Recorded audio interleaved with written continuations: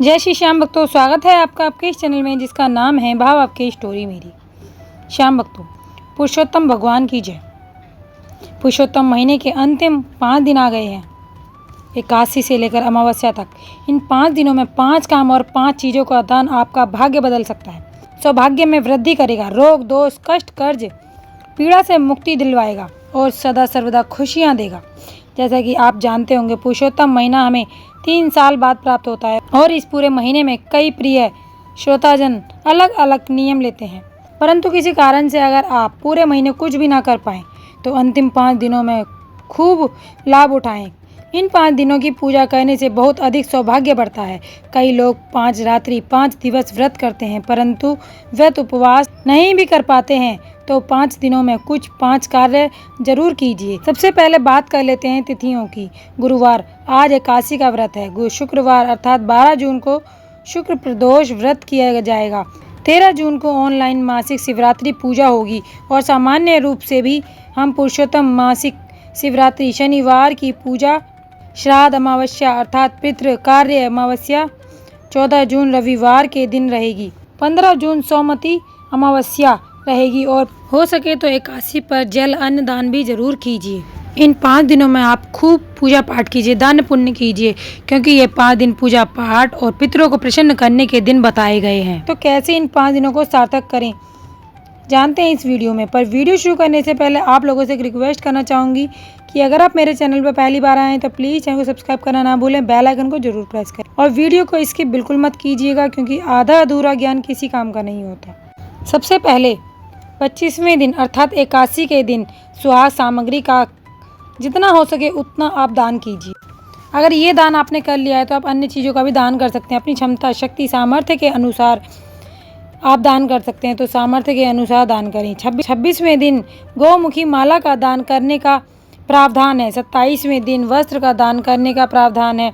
28वें दिन माला या 33 फूलों के दान को किसी मंदिर में कराएं। 29वें दिन कांसे के पात्र में, जैसे कि अमावस्या है उस दिन, तो आप सभी उस दिन कांसे के बर्तन में लाल वस्त्र, इलायची, लौंग और मालपुएं इन चीज़ों का दान करते हैं तो बहुत ही शुभ माना जाता है।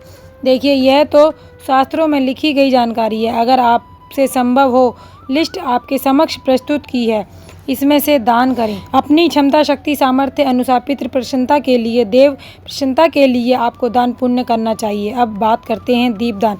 जैसे अंतिम 5 दिनों में स्नान, ध्यान, दीपदान और प्रभु पूजा में अनंत गुना लाभ देखा गया है। तो आप पूरे महीने कुछ कार्य नहीं कर पाए तो श्रेष्ठ रूप से 5 दीपकों का दान ब्रह्म मुहूर्त में जगना, जैसे कि 4:05 से सुबह 5 बजे तक आप उठें। ओम नमो भगवते वासुदेवाय श्री शिवाय नमस्तुभ्यम मंत्र का जाप करते हुए गंगा जल तुलसी की लकड़ी को नहाने के पानी में घुमाकर आप स्नान करें। अगर इतनी जल्दी नहीं उठ पाते तो सूर्य उदय से पहले तो आप जाग जाएंगे। उसके बाद आप नियमित रूप से, जैसे कि आप एकादशी को छोड़कर अन्य दिनों में तुलसी में कच्चा दूध और गंगा जल जरूर सिंचित करें। इससे पितृदोष से मुक्ति होती है और वैभव, धन संपदा, सुख शांति की वृद्धि होती है। यह कार्य आप जरूर करें। इसके बाद आप सभी सूर्य भगवान को नियमित रूप से लाल फूल डालकर इन 5 दिनों तक जल अर्पित करें। इसके बाद सरल विधि से इन उपायों को आप करने का प्रयत्न करें। जैसे भगवान श्री हरि की पूजा करें, माता लक्ष्मी की पूजा करें और एकादशी के दिन श्री श्याम घाटू श्याम भगवान की भी आप पूजा करें और भगवान शिव की आप पूजा करें। अपने घर के मंदिर में या महादेव के मंदिर में कहीं भी जाकर आप एक लाल फूल, एक सफ़ेद फूल, एक बेलपत्र आप अपने हाथ में लें। एक लाल फूल, एक सफ़ेद फूल, एक समी का पत्र और एक बेलपत्र, इन चारों चीज़ों को अपने हाथ में लें। शिव नारायण का नाम लेकर, कांता चक्र भगवान का नाम लेकर इन 5 दिनों में आप नियम बना लीजिए कि अपने घर के मंदिर में जो भी शिवलिंग विराजमान है उस स्थान पर अशोक सुंदरी वाल का स्थान है। इन 5 दिनों में रोज आप इन चारों चीज़ों को चढ़ाएं। चाहें तो एकादशी से लेकर अमावस्या तक 33 बत्ती का एक दीपक बना के अपने घर के मंदिर या भगवान के मंदिर में जलाएं। अगर अभी तक 33 चीज़ों का दान नहीं कर पाए हैं तो 33 दीप दान जरूर करें। इन दिनों में दीपदान का बहुत महत्व है। 33 मालपुओं का भी आप दान कर सकते हैं। इससे आपको भगवान श्री हरि की खूब कृपा प्राप्त होगी। इन अंतिम 5 दिनों में जितना हो सके आप किसी सदाचारी ब्राह्मण को भोजन जरूर करवाइएगा। हो सके तो 5 दिन 3 टाइम का कराइएगा। 3 टाइम का नहीं तो 1 टाइम का भोजन तो आपको जरूर ही कराना चाहिए। शास्त्र में काले तिल एक कटोरी में रखकर दान करने का भी बहुत महत्व है। तो इन कार्यों को आप जरूर करें। इन 5 दिनों में तुलसी की लकड़ी का हवन अपने घर में करना आपको बहुत लाभ देगा।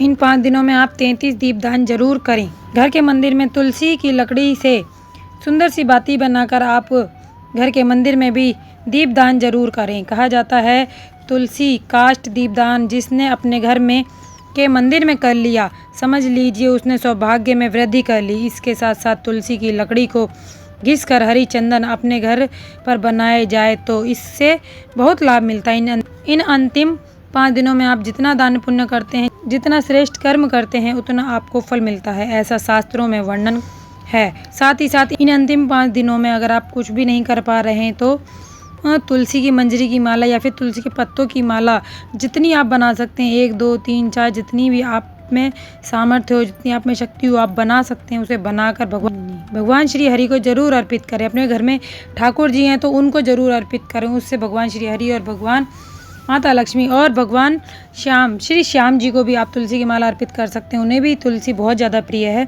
तो इससे आपको भगवान की कृपा प्राप्त होगी। आपके घर में सुख शांति समृद्धि आएगी। घर से दरिद्रता हमेशा के लिए दूर भाग जाएगी। घर से कष्ट दूर भाग जाएगा।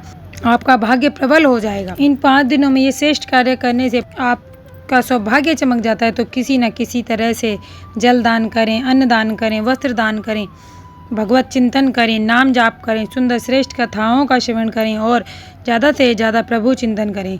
शिव नारायण और माता लक्ष्मी बाबा श्याम को एक साथ पूजा करें।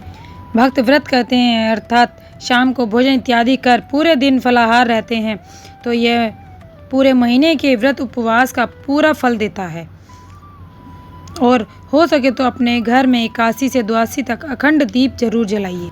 तो उम्मीद करती हूँ बताई गई जानकारी पसंद आई होगी, वीडियो अच्छी लगी होगी। वीडियो अच्छी लगी हो तो प्लीज़ वीडियो को लाइक कीजिए, चैनल को सब्सक्राइब कीजिए और कमेंट में जय श्री हरि, माता लक्ष्मी और बाबा श्याम के नाम का जयकारा जरूर लगाइएगा। तो मिलते हैं अगली वीडियो में, तब तक के लिए जय श्री श्याम।